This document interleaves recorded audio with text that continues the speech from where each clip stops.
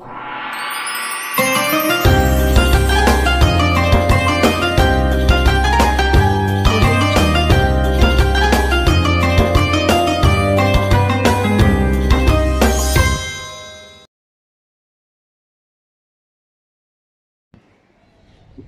सारी YouTube family को अस्सलामु अलैकुम।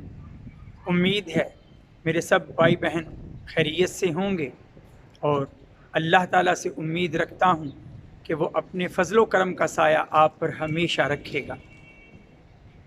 छोटी छोटी नेकियों का एक सिलसिला रमज़ानुल मुबारक में मैंने शुरू किया है और आज एक और छोटी सी नेकी लेकर जिसका अजर बेबहा है आपके सामने मौजूद हूँ।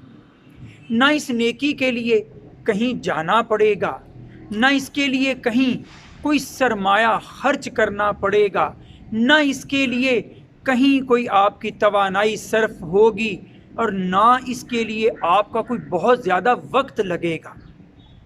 महज इतना करना है कि जिनके साथ आप लोग उठते बैठते हैं घर में, उनके साथ अपने ताल्लुक़ को मजबूत कीजिए, अपने रवाबत को बढ़ाइए। सबसे बड़ी हस्तियाँ, सबसे अजीम हस्तियाँ जो घर में मौजूद होती हैं वो हैं वालदैन।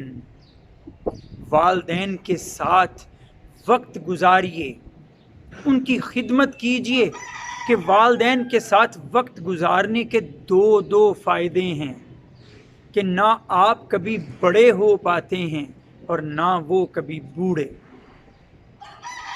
अपनी बीवी को, अगर आप शादीशुदा हैं तो बीवी को अपने हाथ से कभी निवाला भी खिलाइए कि नबी करीम सल्लल्लाहु अलैहि वसल्लम हज़रत आयशा रज़ी अल्लाह ताला अन्हा को अपने हाथ से खाना खिलाया करते थे।